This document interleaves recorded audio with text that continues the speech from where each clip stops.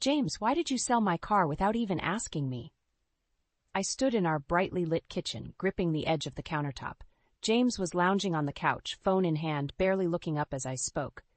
Emma, I told you last week. We needed the money, James replied casually. His voice was indifferent, almost bored. The money? For what? My voice was rising, my patience wearing thin. For the new entertainment system. You saw how outdated the old one was. We deserved an upgrade, James said with a shrug, his eyes glued to a video on his phone. That car was important to me, James. It wasn't just about the money. It was mine. My voice cracked, and I took a deep breath, remembering my grandmother's advice to keep my inheritance secret. I never thought I'd need to follow it so strictly. James finally looked up, his expression a mix of irritation and nonchalance. Come on, Emma, it's just a car. We can get you another one later. I shook my head, frustration boiling over. You didn't even bother to ask me. This isn't just about the car, James. It's about respect and consideration. You can't just make decisions like this on your own. Our suburban home, usually a tranquil retreat, now felt stifling and alien. The neighborhood outside was quiet, with children playing in front yards and neighbors chatting over fences. To the outside world, we were just another happy couple in a tight-knit community. But inside, the cracks were growing deeper every day.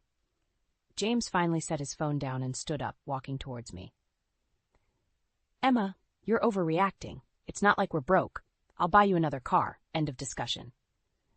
His dismissive tone cut through me like a knife. I looked at him, searching for the man I'd married, the man who had once been attentive and kind.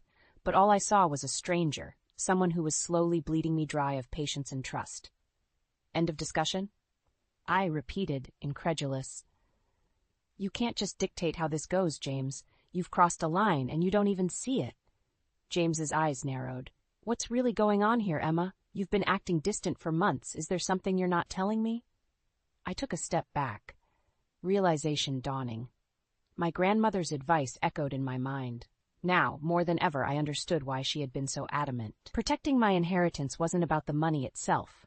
It was about keeping control over something that was truly mine, especially when everything else seemed to be slipping away. I don't know, James. Maybe it's because you've stopped caring about what's important to me, I said quietly. Or maybe it's because you think you can just bulldoze through this marriage, making decisions that suit only you. James scoffed, shaking his head. You're being dramatic. I'm just trying to improve our lives. Your life, I corrected. Improving your life at my expense. He didn't respond, just stared at me with a mixture of frustration and confusion. I realized then that he truly didn't see the problem, or maybe he didn't want to. Either way, it was clear that something had to change, and fast. As James turned back to his phone, dismissing the conversation, I felt a surge of determination. This wasn't over, not by a long shot. I wasn't going to be sidelined in my own life. Grandma's wisdom was a guiding light, and it was time I started listening to it more carefully. Tension hung heavily in the air as I walked out of the kitchen, my heart pounding. One thing was certain. I wasn't going to let James's betrayal define me. This was only the beginning, and I had my own plans to make.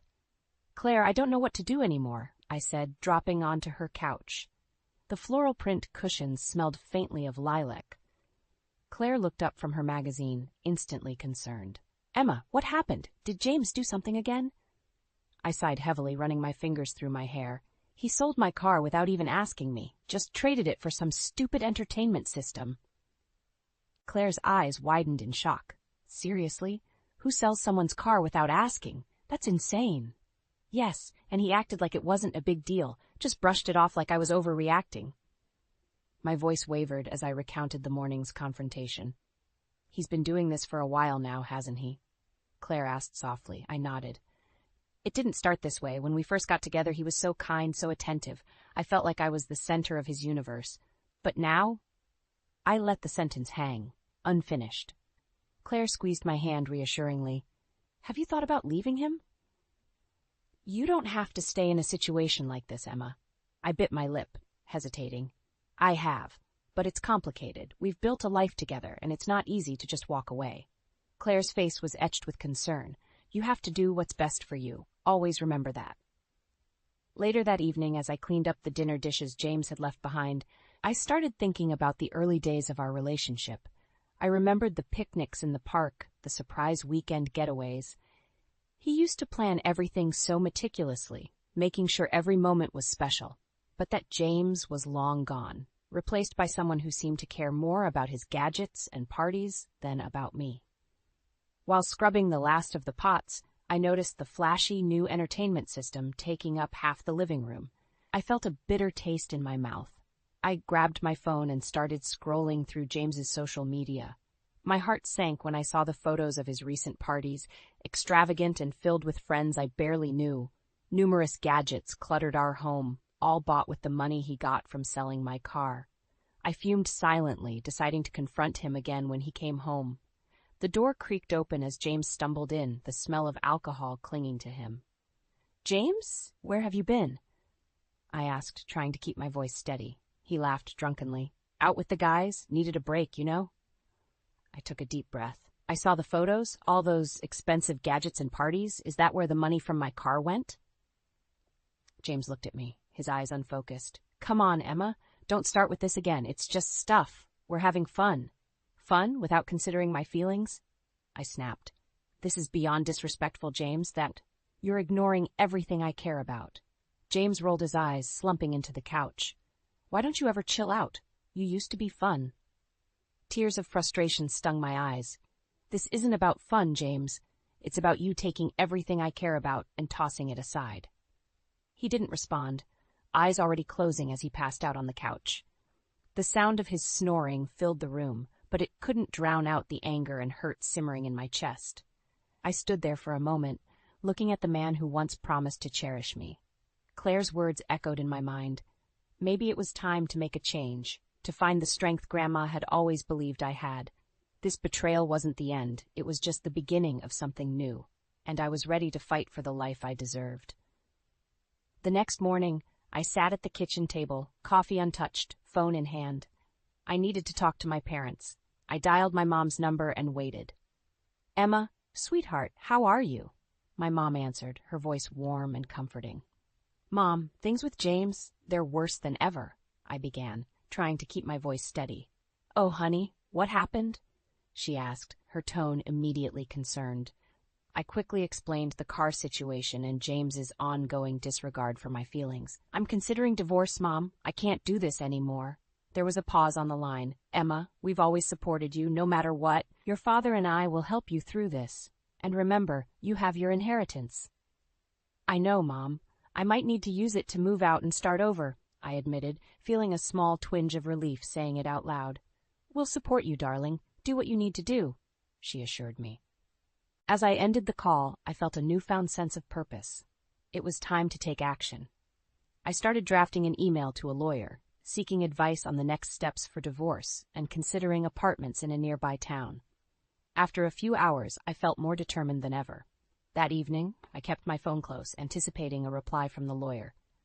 As I sat on the couch, James entered the room, eyes suspicious. "What have you been doing all day?" he asked, his tone accusatory. "Just sorting some things out," I replied, keeping my answers vague. James eyed my phone. "Who were you talking to earlier?" "Mom, I needed some advice," I said, avoiding his gaze.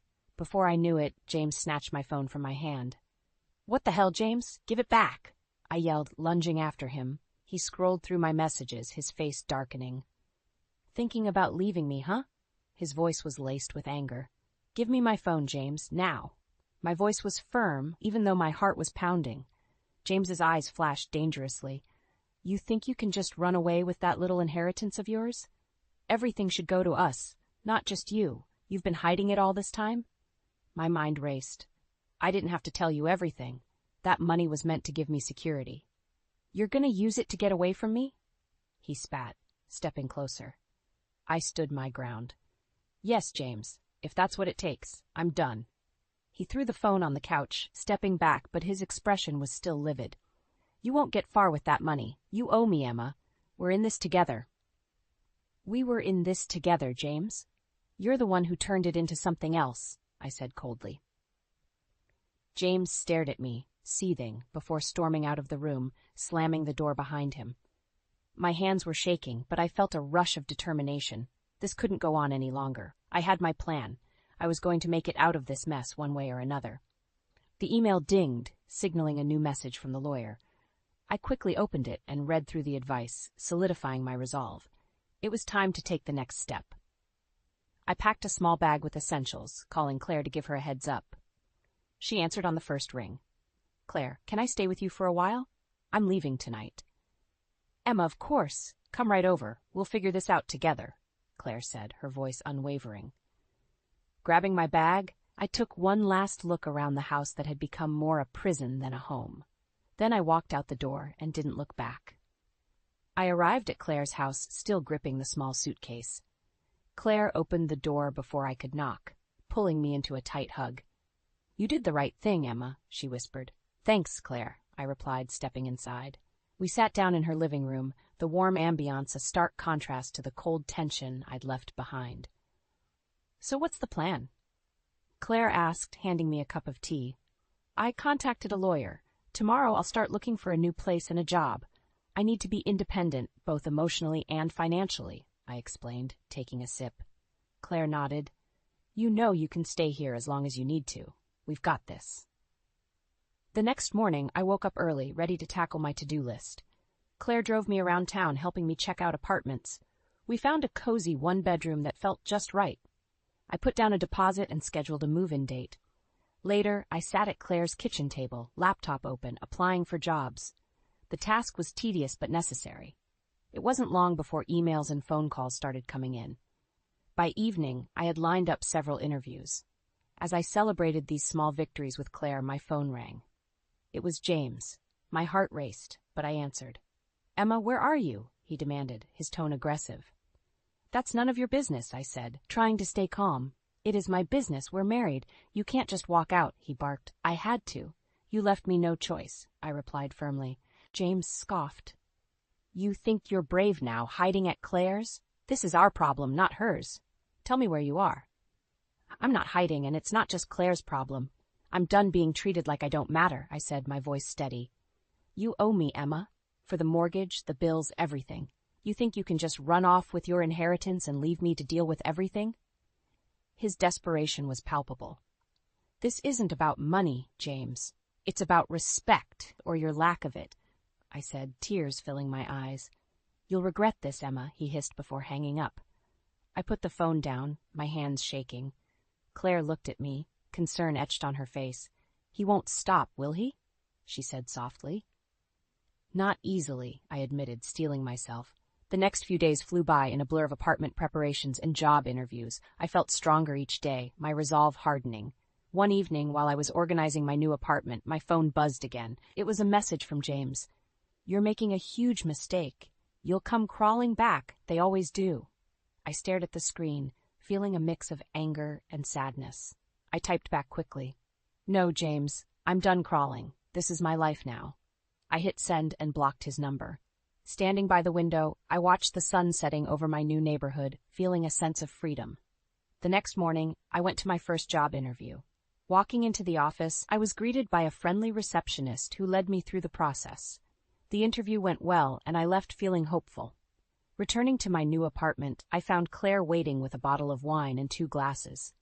"To new beginnings," she toasted, handing me a glass. "To new beginnings," I echoed, clinking glasses.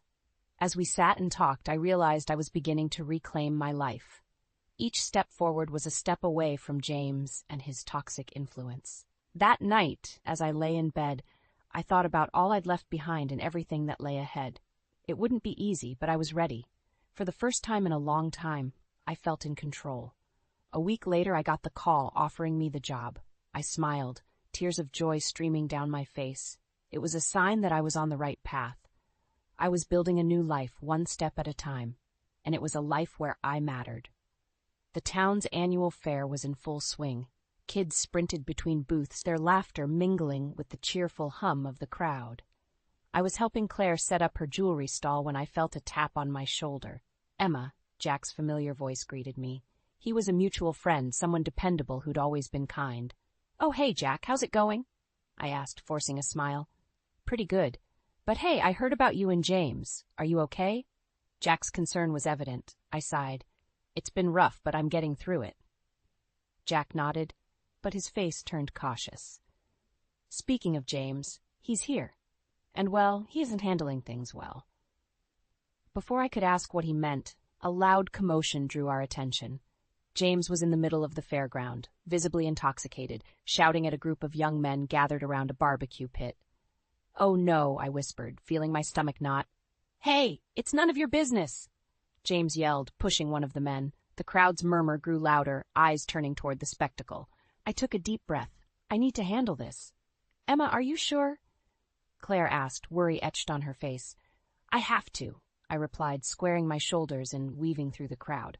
As I approached, James spotted me and stumbled over. "Emma, there you are. Thought you could avoid me forever?" He slurred, his breath reeking of alcohol.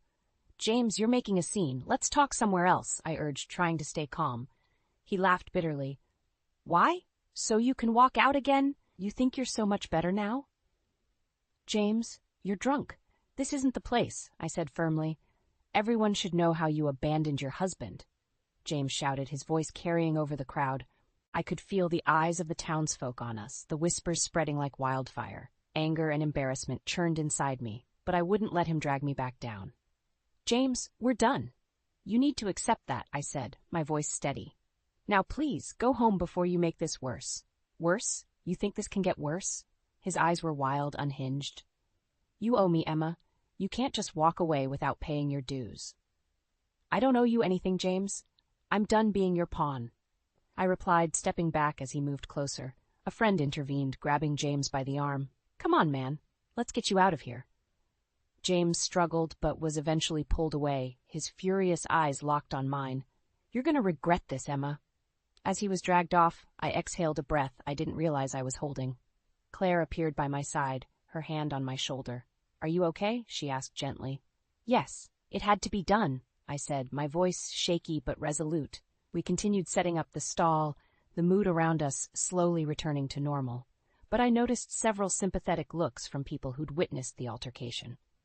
Hours passed and the fair wore on, becoming a blur of faces and activities. That evening, after packing up, I drove to my new apartment. Walking in, I felt a mix of exhaustion and relief. I was finally free of James's constant manipulation, even if the road ahead was still uncertain. I spent the next few days settling in, gradually feeling the weight lift off my shoulders. One morning, I walked over to the mirror in my new bedroom and caught my reflection. There was a spark in my eyes, one that had been missing for a long time. This was my life, my space, and my chance to rebuild. The memory of James's public meltdown was still fresh, but it only fueled my resolve. I was moving forward, and nothing he did would pull me back. Stepping out into the crisp morning air, I felt a newfound sense of purpose. Today was just another step, and step by step I was reclaiming my future. One morning, a week after the fair, I was getting ready for my first day at the new job when my phone buzzed. It was a message from Jack. "Emma, can we meet up? There's something you need to know about James." My curiosity piqued. I agreed to meet him at the local coffee shop after work. The day passed quickly, filled with training and meeting new colleagues. By evening, I felt both exhausted and exhilarated. At the coffee shop, Jack was already waiting with 2 drinks. He waved me over, his expression serious. "Thanks for coming, Emma," he said, sliding one of the cups over to me. "No problem, Jack. What's going on?" I asked, taking a sip. Jack took a deep breath. "James lost his job, the company downsized, and he was let go." I blinked in surprise. "I didn't know that. He hasn't contacted me since the fair." "Yeah, he's not taking it well," Jack continued. "He's been telling people you left him at the worst possible time, trying to play the victim, but there's more." I leaned in, my heart racing. "What do you mean?" "He's planning something, Emma. He told a mutual friend he's going to try to win you back so he can get his hands on your inheritance." Anger flared inside me. "He really thinks he can manipulate me again?" Jack nodded. "He's desperate, Emma. You need to be careful." "Thanks for the warning, Jack. I'll stay vigilant," I said, my resolve hardening. As I walked back to my apartment, I couldn't shake the feeling of dread. James losing his job changed things, making him more unpredictable. I unlocked my apartment door and stepped inside, my mind racing. I needed to be prepared for whatever scheme he cooked up. The next few days were a whirlwind of work and settling into my new routine. One evening, as I was organizing my closet, there was a knock at the door. I hesitated, peering through the peephole. It was James. "Emma, open up. We need to talk," he called, his voice shaky. Taking a deep breath, I opened the door slightly, leaving the chain on. "What do you want, James?" He looked disheveled, clearly stressed. "Emma, I'm sorry for everything. I've lost my job. I need your help." "You need my help," I repeated, incredulous. "After everything you've done?" "Please, Emma, we can work this out. Think about what we had," he pleaded, trying to sound genuine. "What we had, James, is over. You made sure of that," I replied firmly. His demeanor shifted, his eyes flashing with anger. "You can't leave me like this. You owe me." "I owe you nothing," I said, slamming the door shut and locking it. I could hear James banging on the door, shouting, but I leaned against it, breathing deeply. After a few minutes, the banging stopped, and I heard him leave. I checked the peephole to make sure he was gone before calling Claire. "Emma, what's wrong?" she asked, hearing the panic in my voice. James showed up at my apartment. "He's acting desperate and unhinged," I explained. "Stay calm, Emma. You need to protect yourself."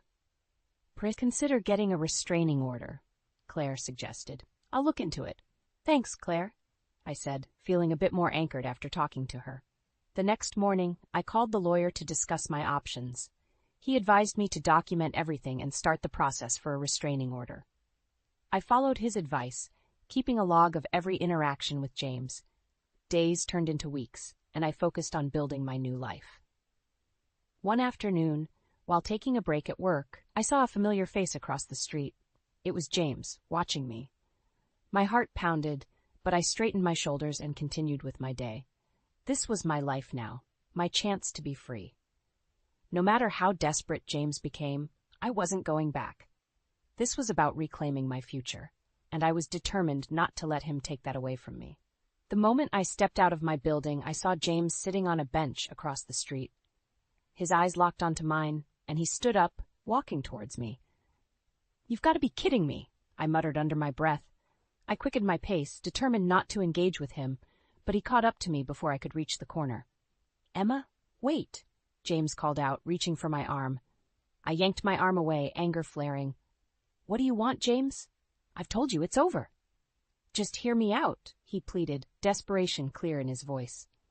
"I've been trying to get back on my feet, but it's been hard without you. We can make this work again." I stared at him, incredulous. "You really think I'd come back after everything? You manipulated, lied, and used me. There's nothing left to fix." James looked around, a flicker of anger passing over his face. "We were married, Emma. That means working through the tough times." "I did work through the tough times, James, alone, while you partied and spent money you didn't have," I shot back, feeling a rush of righteous indignation. A passerby slowed down, eyes widening at the commotion, but I stood my ground. The whole world might as well know what I've been through. James's posture shifted from pleading to confrontational. "You want people to think I'm the bad guy? You've been hiding money, living this new life while I'm struggling." "Living this new life isn't easy, but it's necessary," I said, trying to keep calm. "I need peace, James, something you can't seem to offer." His eyes darkened. "You think you're better than me now?" "No, James.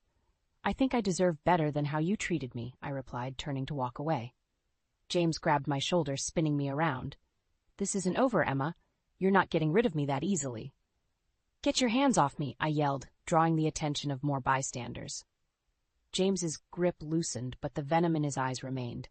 A tall man in a suit stepped forward. "Is everything all right here?" he asked, eyeing James warily. "Yes, thank you," I answered quickly. "I was just leaving." James glared at the man, but took a step back. "This isn't over," he repeated, his voice low and threatening. Ignoring his parting words, I hurried away, my heart pounding. This encounter couldn't scare me into submission. It only made me more resolute. Back at my apartment, I immediately called my lawyer.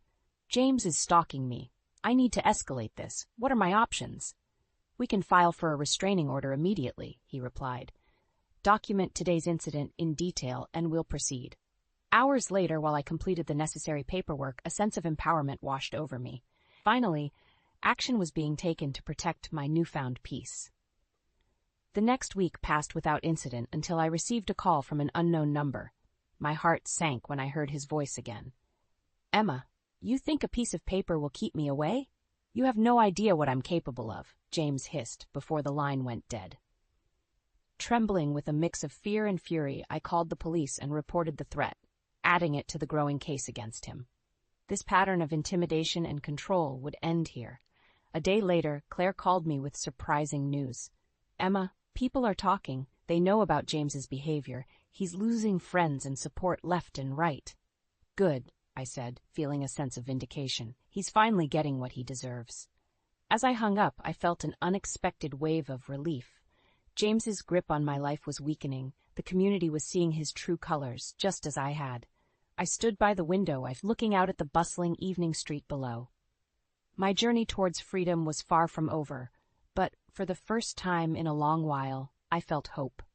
James's fall from grace had begun, and I was reclaiming my future one step at a time.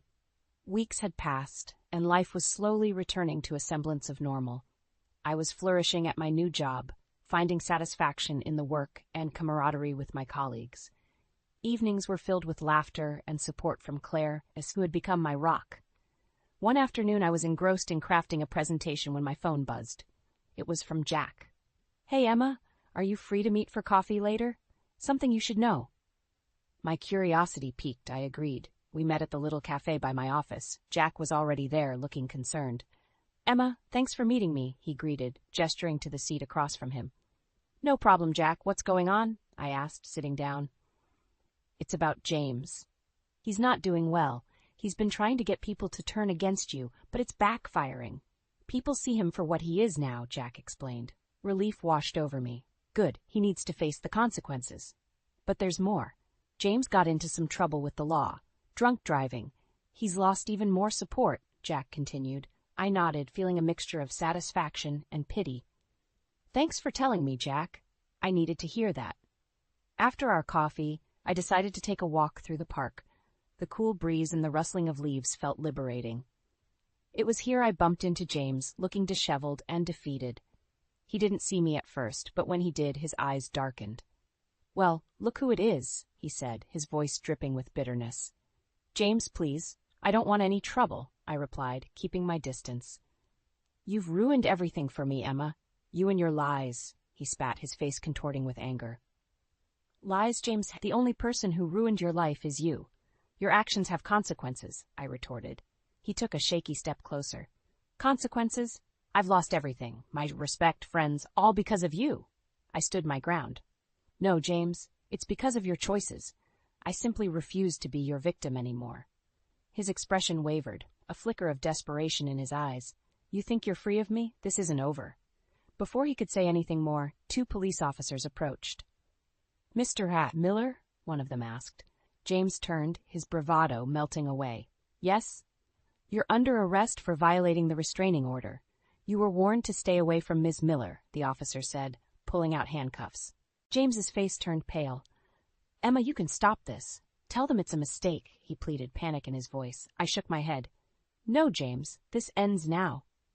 The officers led him away, and I stood there, feeling a strange mix of relief and sadness. It was truly over. Returning to my apartment that evening, I found a letter in the mail.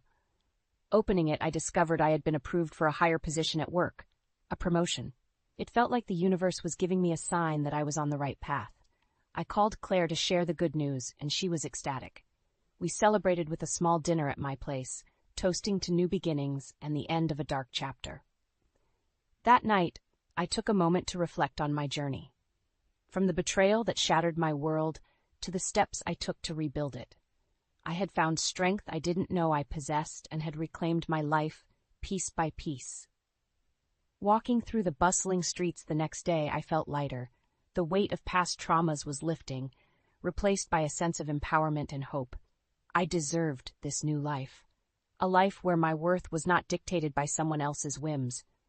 As I turned a corner, I caught a glimpse of someone familiar. James, disheveled and on the edge, standing outside a convenience store, clearly struggling. Our eyes briefly met, but there was no connection left. I walked on, a silent resolve in my heart. James's downfall was complete. My future, bright and full of possibilities, was just beginning. and I was ready to embrace it, one step at a time.